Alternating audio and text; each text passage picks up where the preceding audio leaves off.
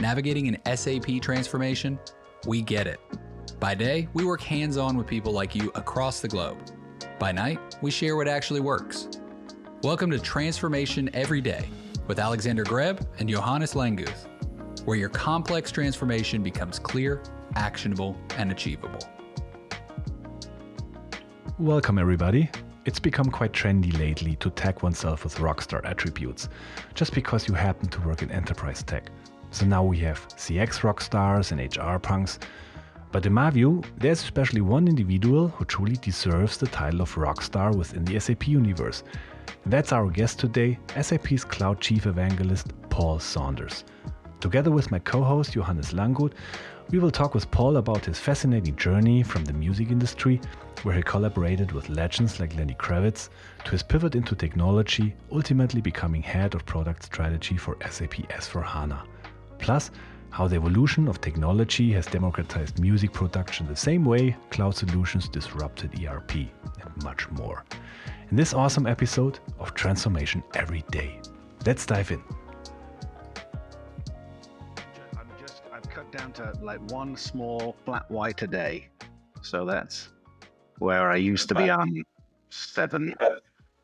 But Paul, this is an interesting hook, and I will, since we're recording now, welcome to Transformation Every Day. We have a very interesting episode today featuring the wonderful Paul Saunders. Really happy to have you here. And Nice I already want to start right in there. Johannes is with us too. Hey guys. Interestingly, you said you're down to 1 cup of coffee, which is quite surprising, because I know that you have a T-shirt saying, I like coffee, I like my dog, and maybe 3 more other people. Mm-hmm. How does that fit together? Is that a part of the contradicting personality of Paul Saunders? Or? Yeah, well, I'm down to probably 2 people now. Okay. So, as you get older, and I'm old, I'm in my mid-50s, you find that, all the things that used to kind of keep you awake or keep you going now just make you feel really, really bad.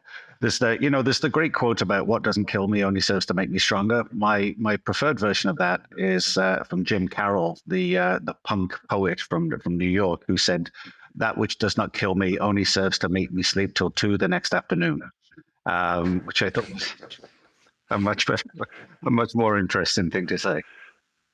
So this is more of a personal philosophy than just a really accurate assessment of your social battery. Yes, yeah, pretty much. That's great. I talk for a living, so I was a former analyst. So it's to paraphrase Shrek, it's getting him to shut up. That's the trick. And your path is really interesting, because let's look at it. English University, major in business administration, then SAP Sales Academy. No, that's not you. Your career path was massively different. It was massively different from all of that. Yeah. So I went to a school back in the 1980s. That was the first school in the UK to actually get a grant for computer science. So the UK was really late moving into computers. It really didn't do much until 1978, 1979. So I developed this love of computing very early on, and it was basically because we had these little computer labs that had BBC micros in them, which was this networked set of little computers. And what I worked out in this class was that you could actually kind of pipe a message to somebody else's terminal. So you could pipe, rude words to your friend's terminal right when the teacher was walking by and get them into trouble. And so that was kind of my love of computing started right there. But then by the time I was 15, 16, I started programming when I was 11, and I started playing guitar when I was 11. And I decided that by the time I was 16 that I wanted to be a rock star. That was all I wanted to do. And to be honest, now never heard of that dream. Never heard of that dream. No, exactly.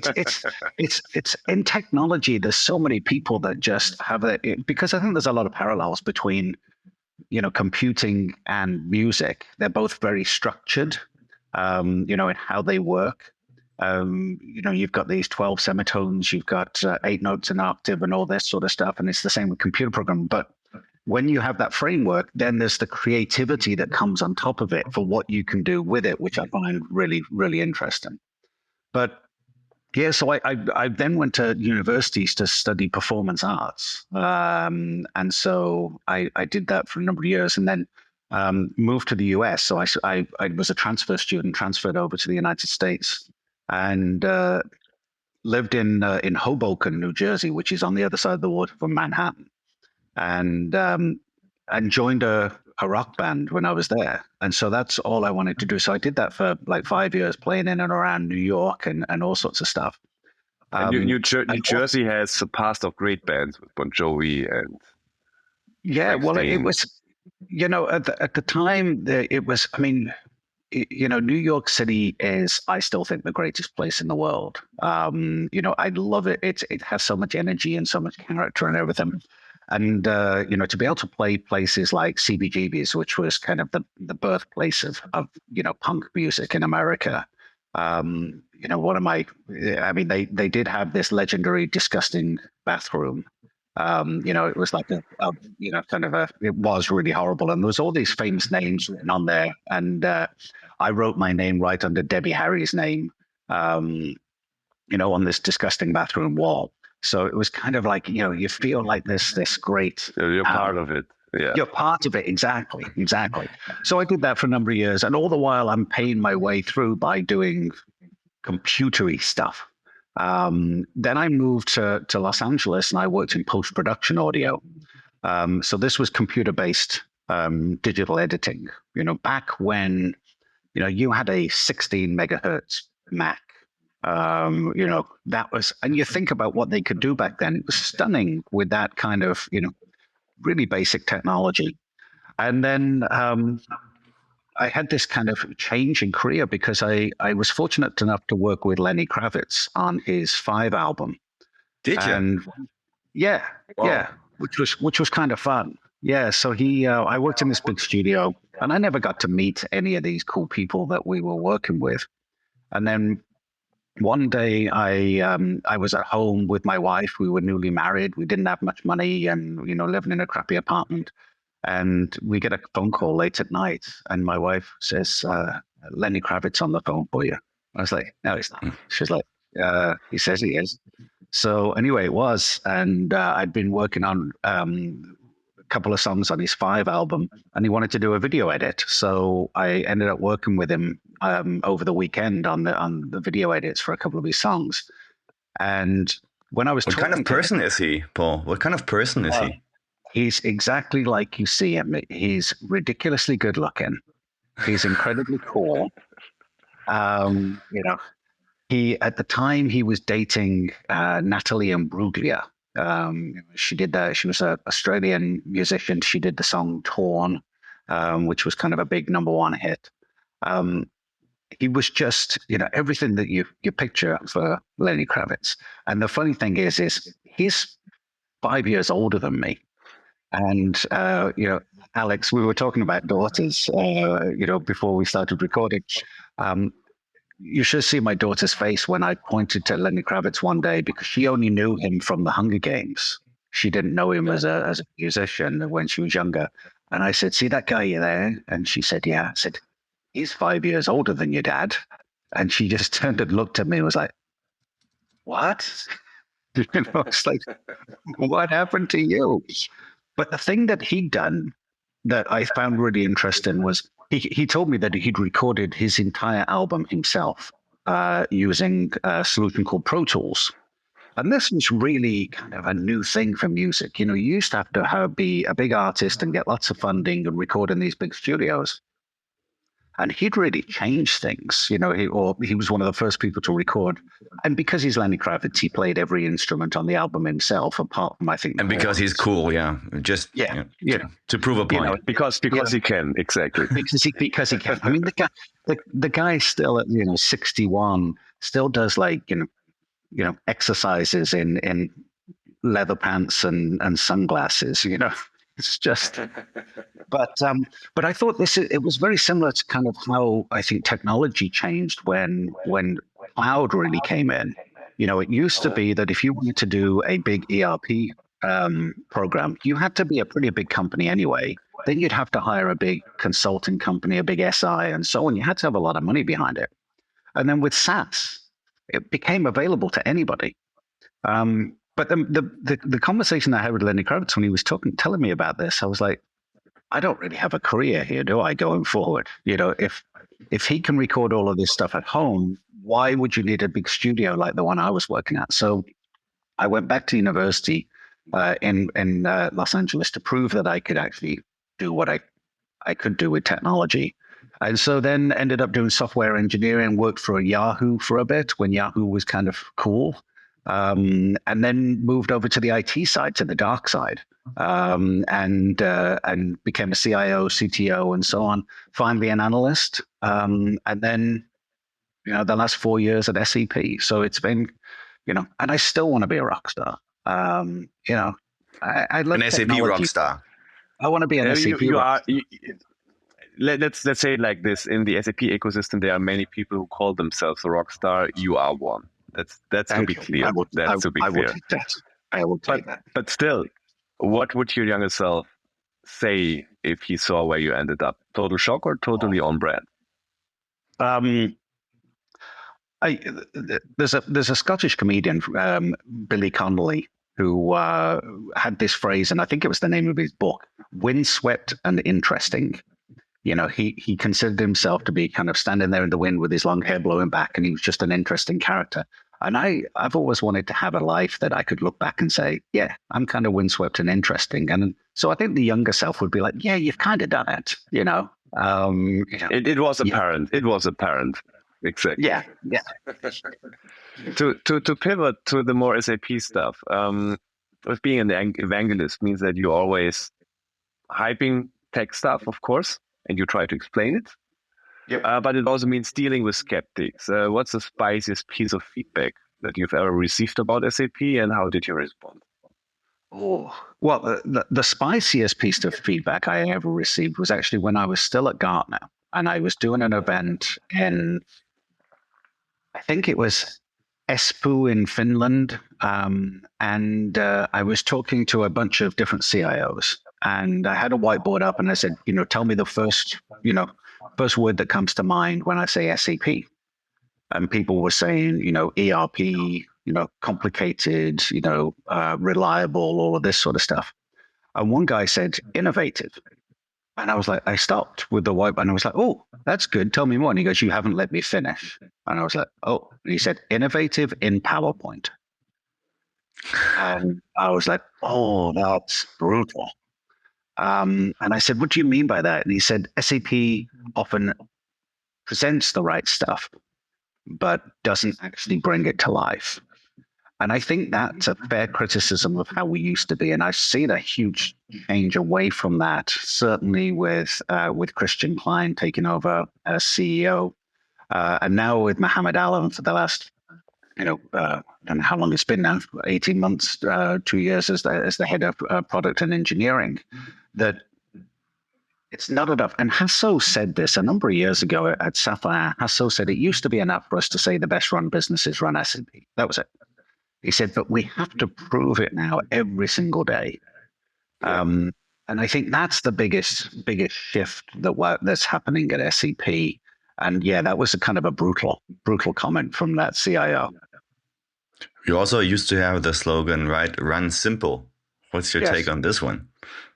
Well, the best run, they run simple? Yeah. Well, I think that the thing is business is hard, it really is. And I think one of the things that many technology companies do is it's this kind of arrogant doctor approach. It's like, you go into a customer and you say, hey, did you know that business is hard? They're like, yes. Yeah, we do this every day. Thank you for telling us that.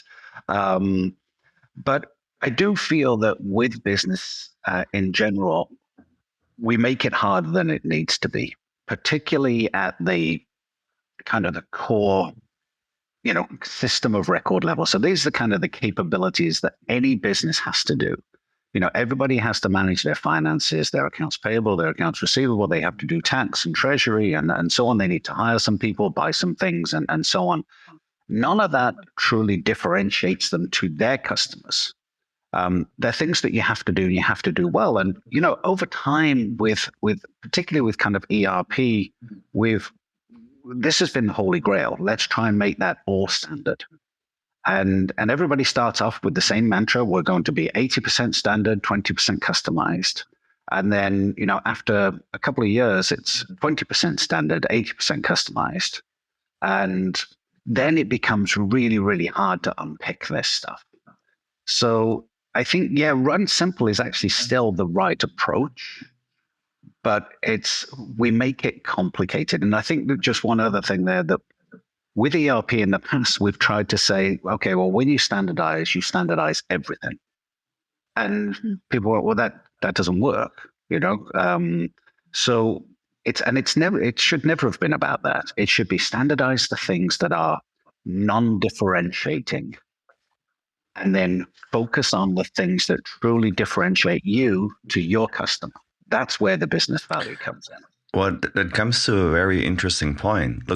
If you look at all the geopolitics these days, all the new legislation that is being put in place, can you standardize, Paul? Do you think it's possible to standardize, especially highly regulated items like accounting, reporting?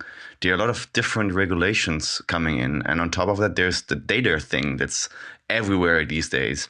Yeah. So can you really standardize? We're saying they should. It's a great question, Johannes, and I think it's certainly now a lot harder.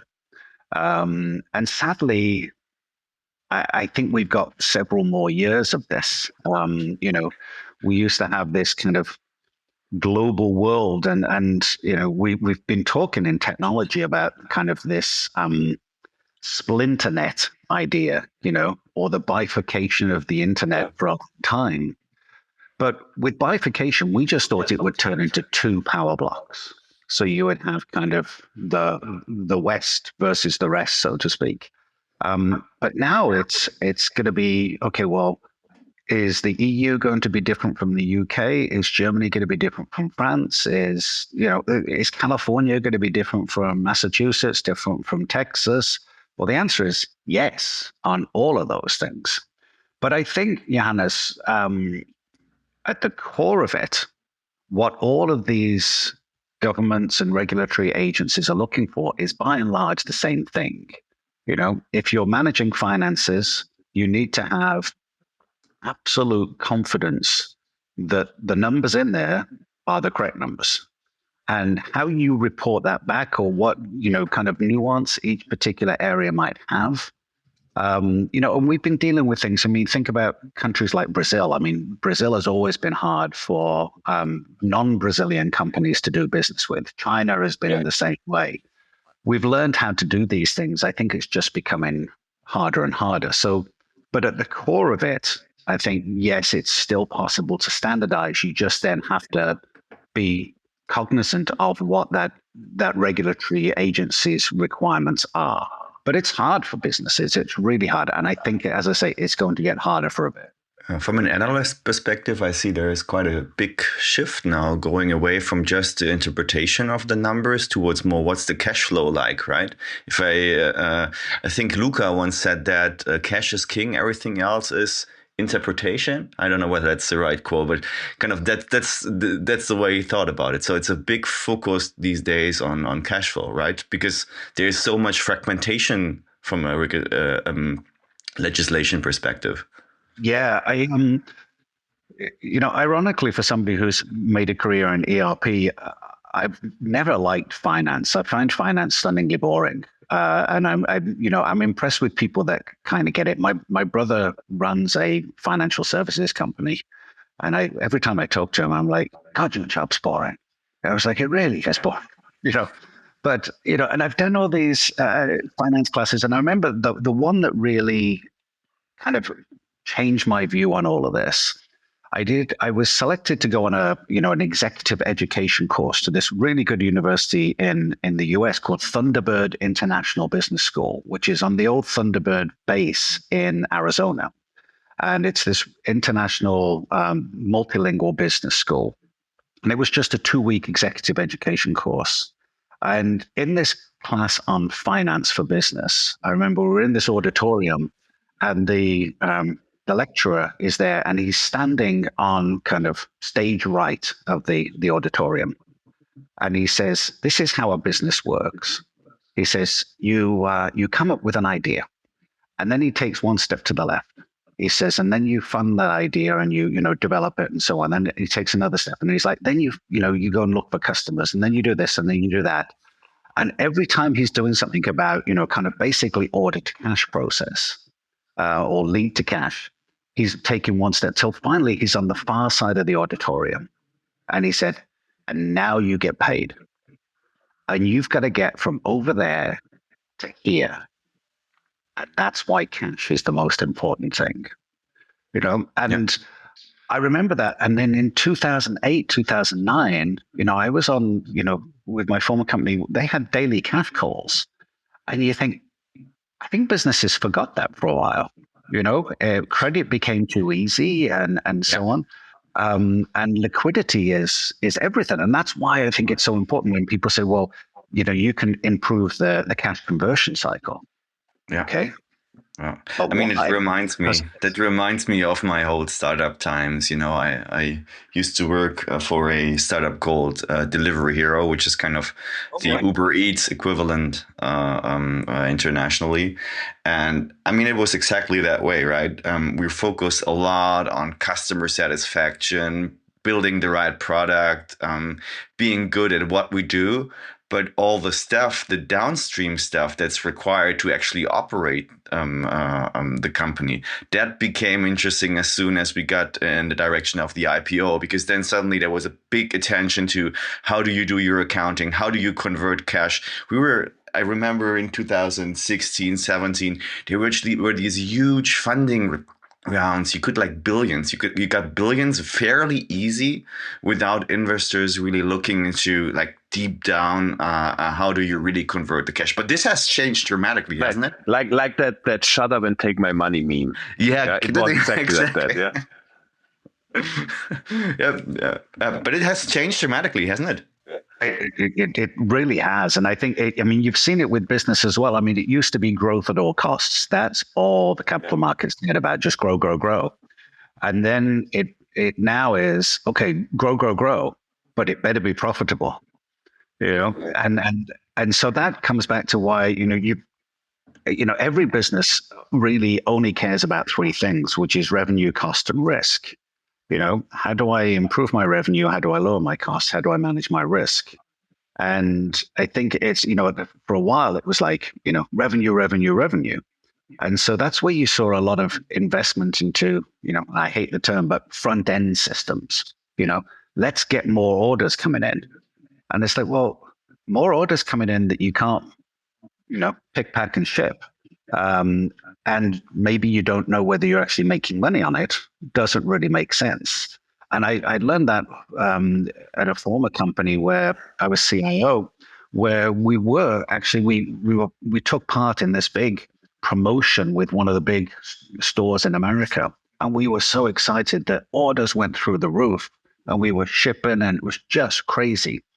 And then when we used Bob J to look at the data afterwards, we were like, oh, we lost money on every unit that we shipped, on every single one. Good old unit economics. Yeah, exactly. And then you look at, and that's I think how the data view has changed as well, because it was great. You would have dashboards and reports and so on, but that was too late. That's looking at something that's already happened. Whereas now it needs to be not, it's kind of gone from what happened to what's happening to what will happen or what could happen if. And that's a different approach to data as well. I mean, data, you're right on the spot, right? Everybody speaks about data and AI. And what's your perspective? What can SAP solutions do in that regard? I mean, I don't want to make it a solution brief, but I want to hear your perspective. What's the role of SAP as a company in that? Paul, before you answer, I just want to notice here that we spent already 22 minutes in this recording without using the word AI. What is wrong with us? What is wrong with us? Well, it's I better say it 17 times then now, because we do have we have a quota. Everybody in the tech industry has to say it a lot. I really do think that the potential of AI is huge. But to your point, Johannes, it's all about the data. It's all about the data, because you know what it's like. You think about it of how we've done ERP systems in the past. There's this. You would. And actually, we when I was at Gartner, we wrote this research note that we called "On Time, On Budget, Fully Functional, and Disappointing," because that's where we saw many ERP programs end up. The solution technically, in bunny ears, worked, but then people went, "Oh, that's it. Well, actually, that's not what I'm expecting, or that's the number, not the number that I'm expecting, or actually, this customer address is wrong, and therefore the system doesn't work." Now, with AI, I think that's exponential, because if AI is making a recommendation based on data that is not very accurate, then your faith, your trust, your confidence in that recommendation is very, very low. And then what will happen is people will just start ignoring it, and then you get no value from it. The thing that's always been, I think, great about SAP is, nobody, when I was saying about, give me the first word that comes to mind when I say SAP, nobody said, cool, sexy, exciting, but you always do hear, reliable, capable, trustworthy, and so on. And when it comes to AI, that's a huge thing to have. If you put your data into an SAP system, you're pretty confident that the data that comes out at the other end and the information that's based on that data is pretty good. And what we have now is we've got this kind of trinity sort of apps, data, and AI, where the applications create high quality data, and then the data then feeds high quality AI, and the AI impacts the applications. And so you get this kind of virtuous spiral as things go up. So I think this is one way, but you have to get that data right to start with. And there is a lot of, kind of grunt work, for want of a better way to say it, because somebody has to go in and say, okay, so, the data's X. Should it be X or should it be Y? And the machines can learn over time. But I think, if you put in that bad data to start with, we've all seen it just using, LLMs on the internet, where you ask it something and you're like, oh yeah, that's not right. That's not right at all. And, so, and just one quick thing on this. So my, at the end of last year, people were posting their Apple or their Spotify playlists. And this is the favorite music that I've been listening to. And I looked at mine, and it said your number one most played band is the Grateful Dead. And I was like, I hate the Grateful Dead. I was like, can't stand the Grateful Dead. They're just, never share your Spotify. Oh, but for me, it would be Frozen probably, because my son loves it these days or something.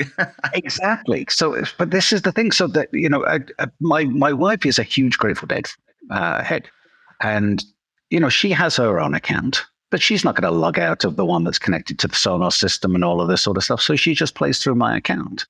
So the data is technically correct.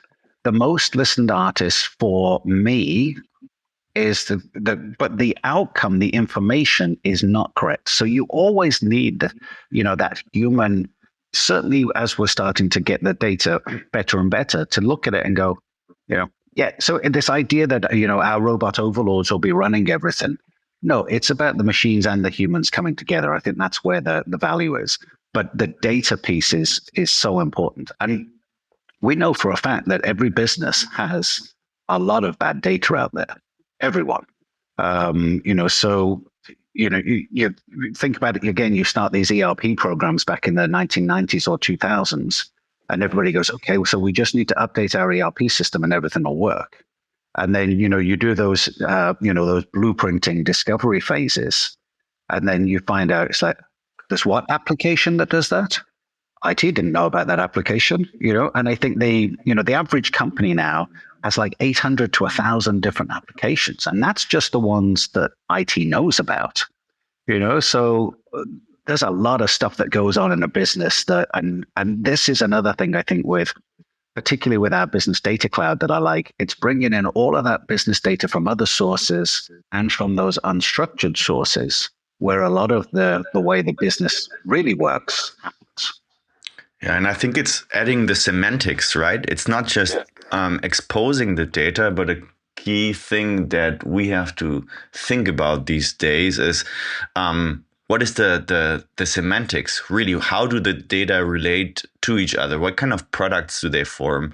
So I do agree that's a huge thing companies need to look at. But can they do that with their legacy solutions? Like if they have outdated, maybe shell converted or brownfield converted systems, wouldn't that call for a complete paradigm shift of implementations?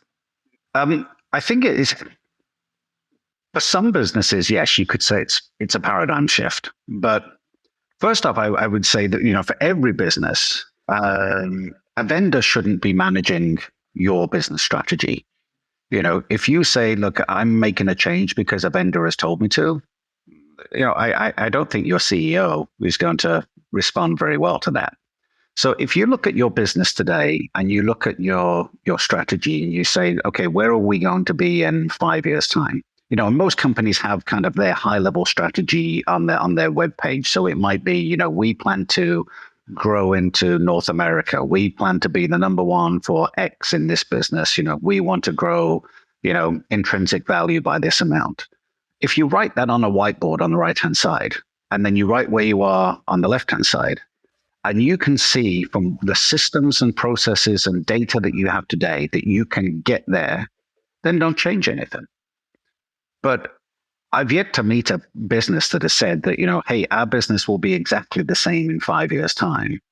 And so, yes, we can leave everything. And you think about the legacy systems. Most of the legacy systems are 10, 15, 20 plus years old. And they were implemented based on the processes and the systems that came before them. So, so if your business is exactly the same as it was in the 1970s and 1980s, yeah, leave it as it is. Don't do anything. But I don't think it is. Is there a company that could say that? I don't know. There's one company that I spoke to when I was with Gartner who said, and it was the Finnish Forestry Service. And I remember the lady from the Finnish Forestry Service, she said, we grow trees and then 75 years later, we chop them down. In 50 years' time, we'll be growing trees and chopping them down. What's my business case to move to S4HANA? And I was like, you don't have one. It was like, if that's all you do. But then she said, okay, but we're actually looking to move into different types of materials and, see how we can grow things faster. I was like, that's your business case. That's where it's different. But to be honest, since I'm living close to the woods and how I see how the machinery has been involved in dealing with that kind of business. I would, to be honest, would not even believe that, or I would challenge that her business is completely still not really changed, hasn't changed still till the 70s. Yeah. I would agree with you. I mean, so I'm the same. So in fact, I have a huge woodland around here that will fortunately mature long after I'm dead. But, when these machines go in, I mean, it is like something from Lord of the Rings, just destroy, just exactly wiping out this beautiful land, but they do it, I mean, incredibly quickly. Absolutely. So when you say we are basically still in and putting an interpretation on your words, we're still living in a shit in, shit out logic, even with AI, which is an interesting point because it comes together with customers, and we all know those customers who, since 20 years, pull behind that initiative that they missed out, getting their data right and getting their data clean. And now they say, isn't AI perfect with working with unstructured data and so on? So you probably agree that still there is nothing like a shortcut in that area, because AI still won't give you intelligent answers if it's not on the whole scope of data. But I think what we have to do is not view data as a single entity, and everything being exactly the same. There are some bits of data and some pieces of information that you have to have 100% accuracy. So when you go and report your numbers to your government, for example, for paying taxes, they're not okay with you being kind of 80% accurate. They really like you to be accurate on these things. But then there's other things where I think AI provides a brilliant, first step for you to start looking into things. So I am not a details person. When you do those analysis where it's like, are you a red, a blue, a yellow, or a green person? And the blue, I think, is the details oriented, the people who have the details of the spreadsheets. And I don't have any of that. I just have kind of I'm more of okay, we got enough ideas. Let's go do it. I would not last in a career in finance for very long. And probably things like, medicine and drug discovery and things like that, where you're like, yeah, that's good enough. But there are things where you can say, right, then let's see if we can get a good enough starting position. All data is not equal. And then the value of that data changes over time as well. So what was maybe, critically important data, once that data becomes no longer relevant to the business or archived, you might still need to keep it for regulatory reasons, but it doesn't have the same value as something else. But especially in that context, who should own data, business or IT? I'm hoping, as I mentioned before, I'm 55. I'm in my mid-50s. So unless I win the lottery, I'm probably going to be working for another 7 to 10 years or something. I am hoping before I retire that we get rid of the phrase IT versus the business. Because it just seems anachronistic that in 2025 we say, well, if we want to do something with technology, we should go and talk to this special group of people over here, and we call them IT. And it's like, that made sense when the whole world worked on paper-based processes. And then if you needed somebody to have a punch card, you can go and talk to these weird guys sitting in a basement, and they would do that for you. Technology and IT, I don't see any difference between the business and IT. And really, who should own the data? We're seeing more and more decentralized data, but there are some things where you could say, okay, so I need to have a very strong taxonomy and data structure. Again, things like finance, and that would vary by industry. And then there are some things where, in the early 2000s, we used to call them folksonomies. People can create their own kind of data models and all of this sort of stuff. So data should be owned by the business. And when I say the business, I include IT in that business. And I'm as guilty as anybody else. When I was a CIO, we were like, no, it's our data, it's our system. Exactly.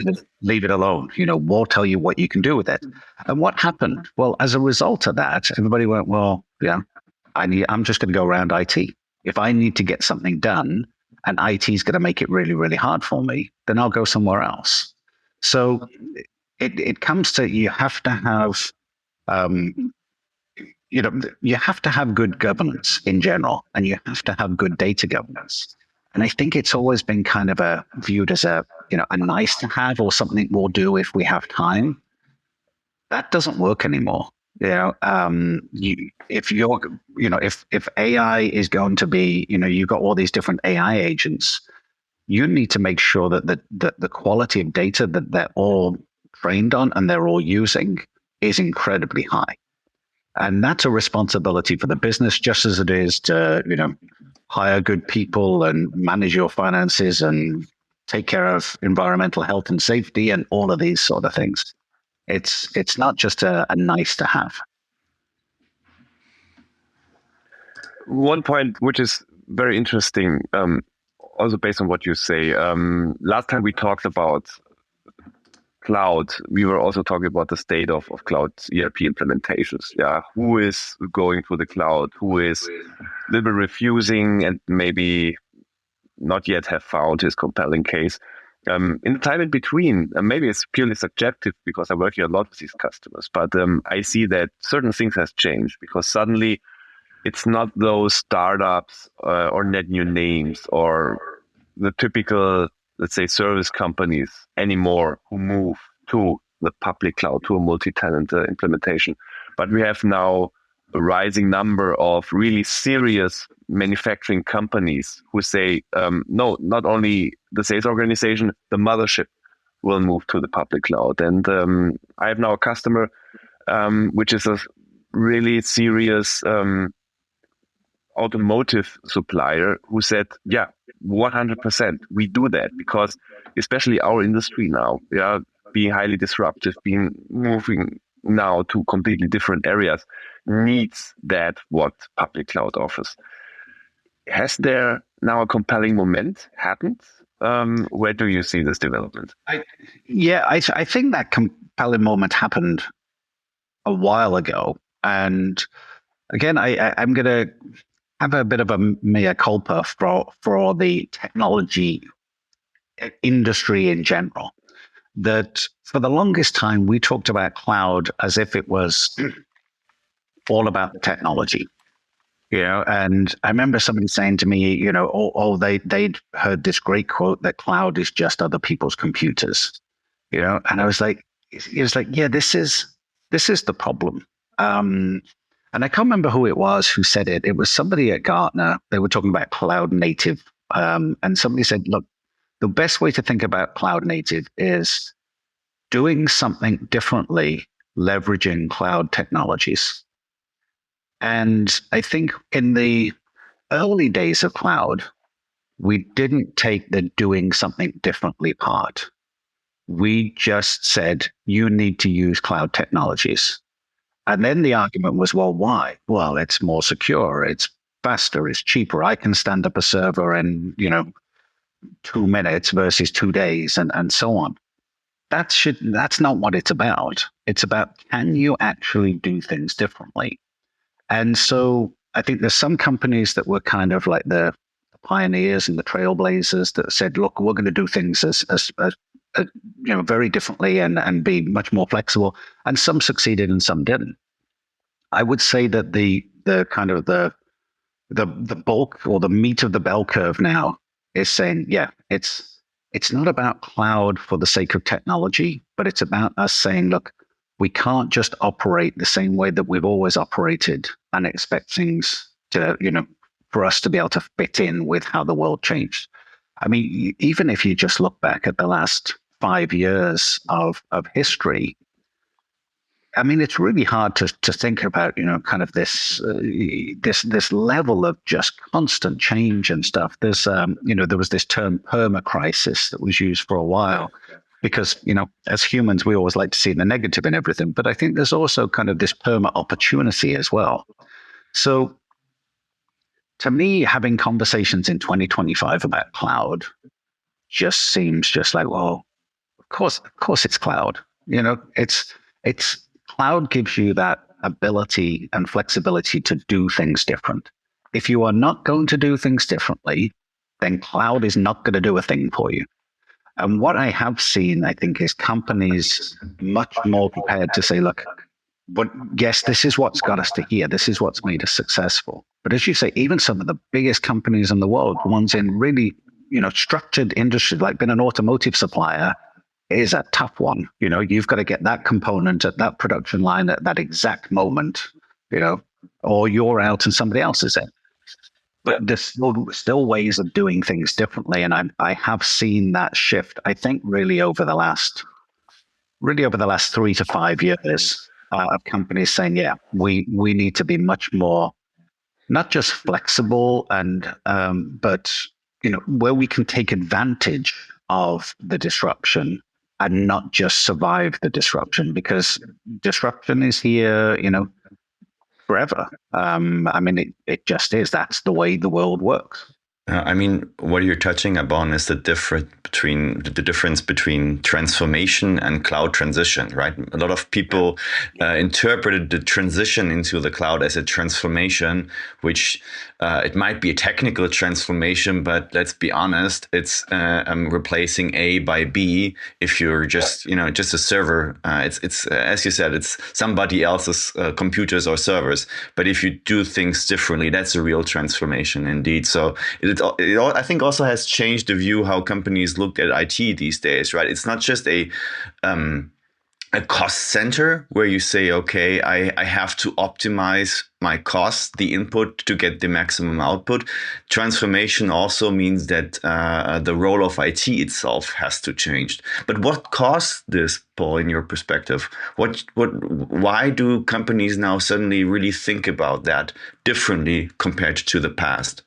I think there was a couple of kind of forcing functions. One is the technology is actually ready to do a lot of the things that we said that it would be able to do. If you think about kind of the lockdowns that we all had during the pandemic, if that would have happened 15 years, 20 years beforehand, the impact on economies would have been huge, because people couldn't go and work from home. You couldn't really do, kind of business remotely, traveling everywhere. The technology just wasn't there for you to be able to do that. Then you see kind of the changing, global situation and how fluid it is, and the ability to kind of check. That hasn't really happened. We've been talking about how we've had this kind of standard, pretty solid political structure now since the end of World War II.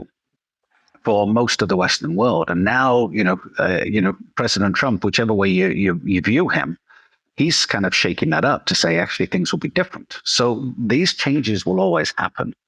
I view it a little bit like, to take the music analogy, when we did ERP in the kind of the 1980s, 1990s, we did this monolithic approach, which was a bit like a vinyl album. You would get your vinyl album and you could play side one, you could flip it over and you could play side two, and that was it.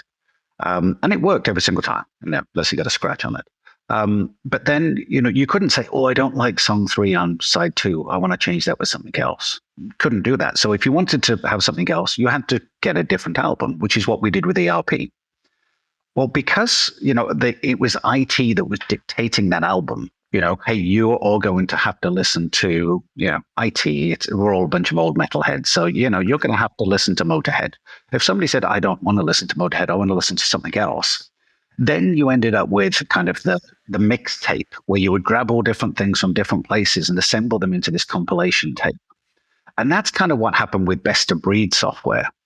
And the thing with best of breed is, it's like a mixtape. It's great for that moment in time. If you go back and kind of listen to, if you have an old cassette player and you find an old mixtape, you're like, wow, that takes me back. That was perfect for 1992. The nostalgia is great. Yeah. Yeah. That's it. But again, you can't say, oh, actually, I don't like that song anymore. Let's face it, Poison were not very good. Let's see if we can take Poison off that playlist.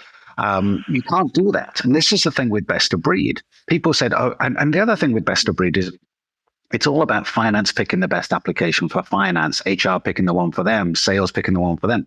It's not about picking the right one for the business and for your customers. So that became really complicated. Then when iTunes came along, all we did is we took our CDs and we ripped them and we stored them in the cloud. We didn't change what we listened to. We didn't change the order we listened to. We didn't do any of that. And we said, oh, we're now digital. And that's, I think, what we did with cloud and ERP for the longest time. Let's do exactly what we've been doing, listening to the same stuff. We'll put it on a cloud solution and then say, okay, that's it, we're done. And now we're in this Spotify world where, as my situation changes, I might be exercising, or I might be relaxing, or I might be in the car, or I might have a different feel. I want to be, kind of have something, more upbeat or something. It's grabbing different things. And then it says, hey, you like Motorhead. You might also like Sleep Token. I was like, yes, I do. And it's like, if you like Sleep Token, you might like, and if it knows my background, it says you might like Einstürzende Neubauten. I was like, yes, I do. And, and it brings all these things together. That's where I think applications are today. It's kind of the Spotify mindset. It's not just about let's listen to the same stuff, but on somebody else's computer. That's a mind-blowing analogy because it really, really describes the thinking behind composable architecture very well. Yeah. Looking at the time, we have to wrap up. What is the question nobody asks but should, in your opinion? I wouldn't say that nobody asks it. I would say not enough people ask it. Is why? Why does a customer come to us? So if I'm an automotive manufacturer, you say, okay, so why do I buy from why does somebody buy from automotive manufacturer A versus B? Because when you think about it, they both do, by and large, the same thing. The cars go forwards, they go backwards, they turn, and so on. What is it that differentiates them? And this, I think, is where you've got to say, okay, well, what is it that truly differentiates us? And this could be the same in any industry. If you think about kind of the aviation industry, we all spend a lot of time on planes and at airports and so on. If you take a low-cost airline versus a luxury airline, they both do the same thing. They take somebody from A to B. But what differentiates the low-cost airline is price. It's the availability of the routes. It's how fast they can turn that plane around and so on. Whereas the luxury airline, it's service, it's brand, it's quality, it's experience, and so on. They still all need to do accounts payable, accounts receivable, tax, treasury, and all this sort of stuff. They still need to do all the regulatory things that every airline needs to do. But they have to answer that question. Why does somebody come to us? And I think that's the first thing. Don't start with the, should I pick vendor A or vendor B, or should I have this in the cloud or that in the cloud, or what can I do with AI? Start with what is it that makes us great? And then you can work out, okay, in order for us to continue to be great, where will we need to go? And I think that's where there's the, my former colleague at Gartner, Dave Aaron, who's one of the best analysts that's out there. He had this idea of humble disrespect. And he said, you always need to have humble disrespect. Just because we do this, is there a better way to do it? Is there is this the right thing to do? And I think that's what enough people are not asking. It's like, why do we do this? Why does a customer come to us? Awesome. Thank you very much. Paul, since our listeners now want more of you, where can they follow you? How can they get connected with you? So you can always get me at LinkedIn. So I am on LinkedIn. Feel free to connect. And, obviously at SAP, I am out and about a lot. So at all sorts of customer and partner and events, I will be at Sapphire in Orlando this year. So hopefully not with Coldplay, but I think a lot of people have those hopes. Yeah, it's like it's like Lenny Kravitz. Yeah, really cool. Maybe I'd love to see it. Like, I don't know who would be the best band, do you think, for Sapphire? Scorpions rocking like a hurricane. See, that would be, that would be great just for us to double down and say, you know what? Yeah, we're German. We're really, really German. Exactly. Look at this. The Scorpions, they'd be absolutely brilliant. They would be, I would be singing along like a lunatic. So yeah, okay. So that would be it. So yes, the Sapphire SAP events, contact me on LinkedIn. But Johannes and Alex, thank you so much for the opportunity to chat with you guys. This was fun.